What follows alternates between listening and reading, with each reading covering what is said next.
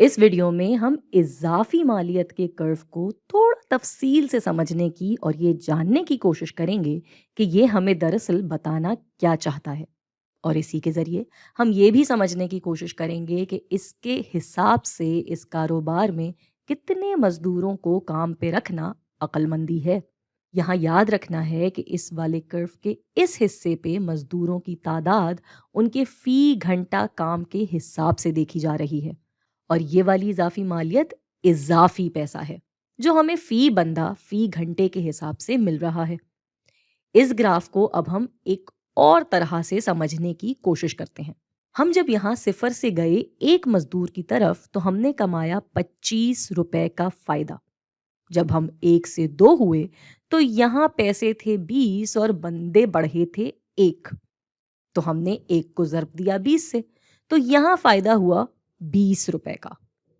यहाँ भी एक ही बंदा बढ़ा था तो एक को ज़र्ब दिया 15 से, तो ये आया 15 रुपए का फायदा। फिर 10 और फिर ये 5। तो अभी तक तो यहाँ से हमको पता चल रहा है कि रुपए के हिसाब से कमाई कितनी हो रही है। ये नहीं बता रहा कि इस कारोबार को मजदूर कितने रखने चाहिए। और ये समझने के लिए हमें फी मजदूर लगने वाली लागत को समझना होगा, यानी हर इजाफी मजदूर पे लगने वाली इजाफी लागत को जांचना होगा। यहाँ हमें याद रखना है कि हमारी मिसाल में हमने कहा था कि ये कारोबार एक बेहतरीन मुकाबले वाले बाजार में काम कर रहा है, यानी जहाँ ये अपनी खिदमात गाड़ियाँ धोने वाली खिदमात फराहम करता है, वहाँ ये एक बेहतरीन मुकाबले वाला कारोबार है। अब हम ये तसव्वुर कर रहे हैं कि ये जिस बाजार से खरीदारी करता है ये वहाँ भी बेहतरीन मुकाबले के ही हिसाब से चलता है।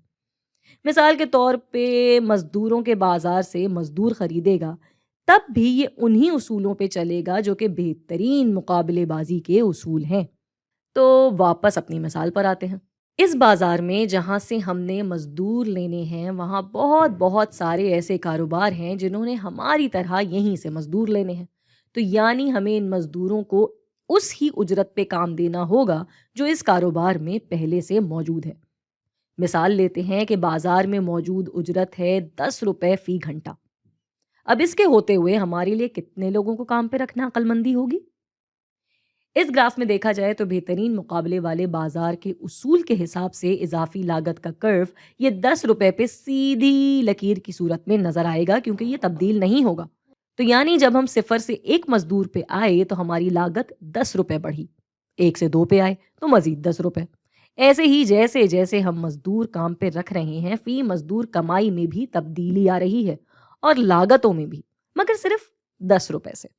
तो हाँ, जब हमने पहला बंदा काम पे रखा तो वो बिल्कुल ठीक था, क्योंकि वो 10 रुपए की लागत में हमें 25 रुपए कमा कर दे रहा था, यानी 15 रुपए का फायदा। तो हाँ, पहला बंदा तो बिल्कुल काम पे रखना चाहिए।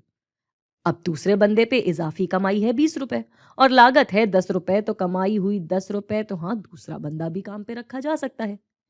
फिर तीसरे पे इजाफी कमाई हुई 15 रुपए, लागत 10 और हाथ आए 5 रुपए, तो ठीक है, तीसरे बंदे को भी काम पे रखना चाहिए।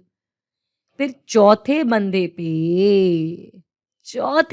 पे इजाफी कमाई हो रही है 10 रुपए और मजदूर रखने की लागत भी है 10 रुपए। तो अब इस चौथे मजदूर को काम पे रखने की कोई तुक नहीं बनती है। हाँ, मगर एक सूरत है, इस वाले मजदूर को अगर सिर्फ आधे घंटे के लिए गाड़ी धोने के काम पे रखा जाए तो फिर ये लागत 5 रुपए हो जाएगी और फिर इसको काम पे रखा जा सकता है।